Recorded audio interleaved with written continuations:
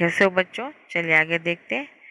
जैसे ही वो सिंह के बच्चे को छोड़ दिया उसने, बालक ने, तो दूसरी तपस्विनी कहती है, हे बड़भागी, यह ऋषि कुमार नहीं है।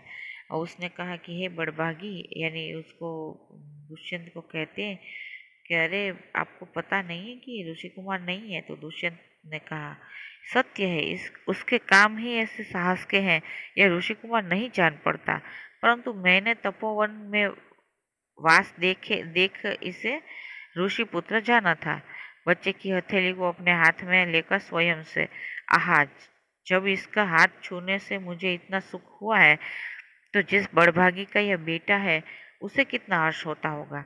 अभी देखिए, जैसे ही उसने कहा कि ऋषि कुमार नहीं है, दूसरे तपस्वी ने कहा, तो दुष्यंत ने कहा, सत्य है, इसके काम ऐसे हैं साहस वाले, साहसपूर्ण, कि ऋषि कुमार नहीं लगता है। और कहता है कि मैंने उसे तपोवन में देखा ना, इसमें यहाँ पर रहते हुए, तो मुझे लगा कि ऋषि पुत्र है। तो बच्चे की हथेली वो अपने हाथ में लेकर वो स्वयं से बोलता है, मन में, अपने मन में बोलता है कि इसके हाथ छूने से मुझे कितना सुख प्राप्त होता है, हो रहा है, मुझे कितना अच्छा लग रहा है। तो जो इसका ज़्यादा भाग्यशाली, इसका जो पिता होगा, जिसका यह बेटा है, वो कितना भाग्यशाली होगा, कि जो उसको कितना हर्ष होता होगा, कितना खुश होता होगा वो अपने बेटे को देखकर। दूसरी तपस्विनी कहती, दोनों की ओर देखकर, बड़े अचंभे की बात है। दोनों की तरफ देखती है, दुष्यंत और बालक के सामने देखकर। दुष्यंत, तुम्हें क्यों अचंभा हुआ? अचंभा यानी आश्चर्य। वो कहती है कि बहुत अचंभे की बात है। तो दुष्यंत पूछता है कि क्या अचंभा, तुमको कौन सा अचंभा लगता है? दूसरी तपस्विनी, इसलिए हुआ कि इस बालक की और तुम्हारी सूरत बहुत मिलती है, और तुम्हें जाने बिना भी इसने तुम्हारी बात मान ली।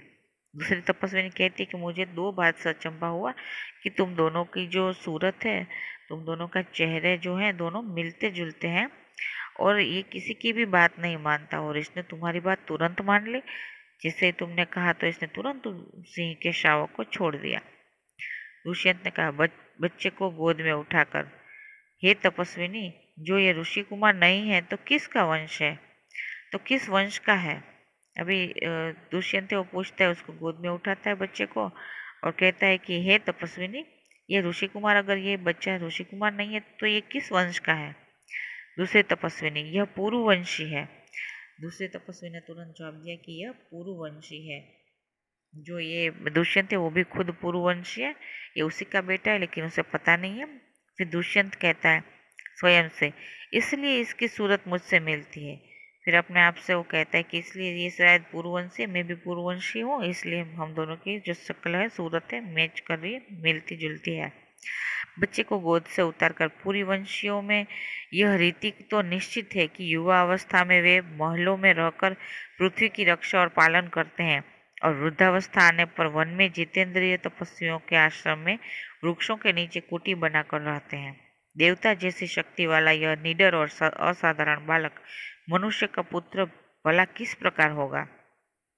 देखिए, अभी वो कहता है कि ये जो दुष्यंत थे वो अपने जो पूर्ववंश की जो रहन सहन की बात है वो कहता है, करता है कि भाई जब वो युवावस्था में होते हैं तब वो रक्षा करते हैं महलों की, और अपने पृथ्वी की रक्षा करते हैं। लेकिन जब वो वृद्ध हो जाते हैं तो वृद्धावस्था में क्या करते हैं, वो वन में तपस्वियों के आश्रम में चले जाते हैं, वहीं पर रहते हैं और तपस्वियों की तरह सादा सात्विक जीवन है वो गुजारते हैं।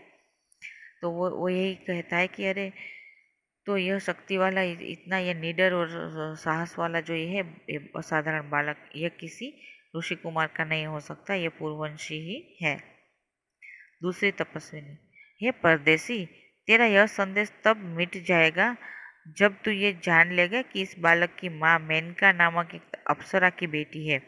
उसी के प्रताप से इसका जन्म देव पितर के इस तपोवन में हुआ।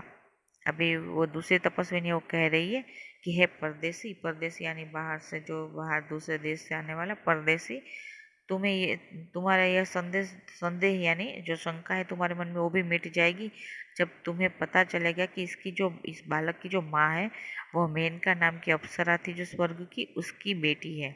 इसकी जो माँ है, उसी के प्रताप से इसका जन्म इधर देवपितर इस तपोवन में हुआ है, इसके कारण यहाँ पर इसके जन्म हुआ है।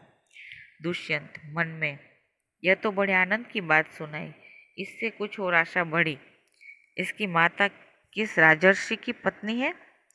वो उसने पूछा कि मन में उसको मन में लगा ये तो बड़े आनंद की बात है कि इसकी जो माता है वो किसी अप्सरा की बेटी है। मेनका नाम की जो अप्सरा है उसकी बेटी है। तो उसको बड़ी आशा हुई। उसने थोड़ी उसकी भी आशा बढ़ी कि ये मेनका ये जो है ये तो बड़ी अच्छी बात है। तो कहती कि जो इसकी जो माता है किस राजर्षि कौन से ऋषि है उसकी पत्नी है। तो दूसरी तपस्वी ने कहा जिस राजा ने अपनी विवाहिता स्त्री को बिना अपराध छोड़ दिया है उसका नाम मैं न लूंगी।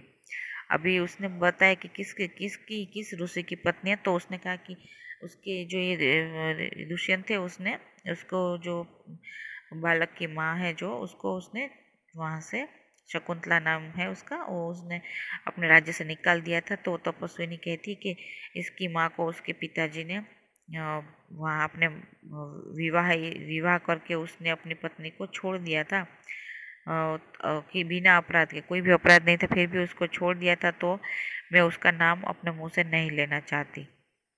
दुष्यंत स्वयं से कहता है यह कथा तो मुझ पर लगती है। भला अब इस बालक की माँ का नाम पूछूं।